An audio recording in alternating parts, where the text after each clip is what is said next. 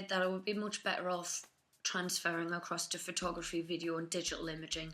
I then set up my own business straight out the back of university in 2009. The process for actually setting up an arts business is fairly easy. You can find out pretty much all of the information that you need to do the physical administrative side via the government website. You will need to register your name on the government gateway. You'll need to decide whether you want to be a sole trader, which is what I did, or whether you want to go as a limited company. So me as a sole trader, my company is me. Okay, that's basically all that means. You would turn into a limited company if you were earning more than £50,000 a year. Quite a lot of people in the arts sector aren't really earning that much money, so up to you to decide which way you want to play it. If you're not a very business savvy type of person, don't worry, there are courses out there that are free for you to access. In Sunderland and Newcastle in particular, certain places that you should probably call into. There are social enterprise services, that's SES. Mind you, I set my business up in 2009.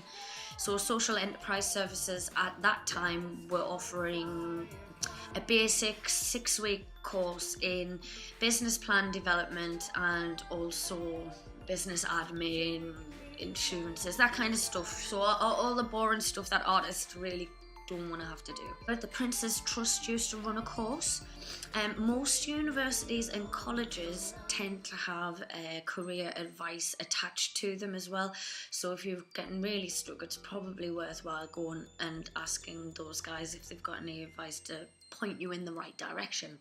Have a look at other similar businesses or people who you would aspire to be like. I'm not saying rip them off or anything like that, but use their model and the things that you can see working for them in your own model to see if it'll work for you. Initially, don't be scared. In the arts, it's generally not that reliable. So I've been going 10 years and now I don't really have to seek out jobs as much, but I still go through like a quiet patch. I would say the beginning of every year, when everybody's coming to the end of their funding, finances, etc., it tends to be back end of March, beginning of April. So between Christmas end and the beginning of April, there's not really a massive amount of work that tends to be kicking about.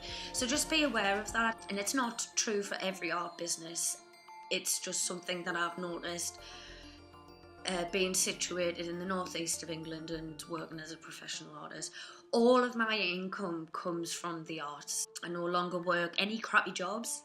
Yay. Once I had gotten a degree, there was no way that I was wasting my talent and hard work by doing something that my heart wasn't in. Notes for you guys: if you choose to set up an art business, there are quite often local commissioners or cultural providers that you probably want to approach just to let them know that you're there, because it doesn't hurt. One thing I can definitely say is picking up the phone or just popping in to talk to people gives them the chance to see exactly what you're like, which will make you stick in their mind above anybody who's just sent in a CV that's hard to visualise. If you were working in Sunderland or Newcastle, those type of areas, the kind of cultural providers that you want to maybe make contact with are the Cultural Spring, and that's based across Sunderland and South Tyneside. A great commissioner who actions participation art. In my case, I designed projects and then they helped support and facilitate me to take those out into the communities who I wanted to reach. Northeast Photography Network. And they're really fantastic for opening up the conversation around photographic arts practices. So plenty of different talks and seminars that you can kind of get involved with them if you're into photography. Sunderland Culture, a new one on the playing field, kind of looking more at venues and things like that, but also offering support and organising events. So another one that is quite good to make introductions with.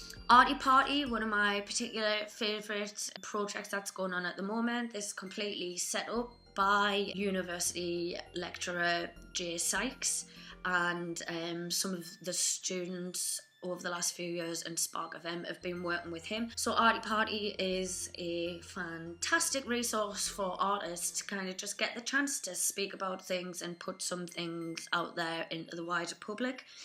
Always very supportive and really happy for artists to come on and to talk about their practice or their latest project and what they're doing.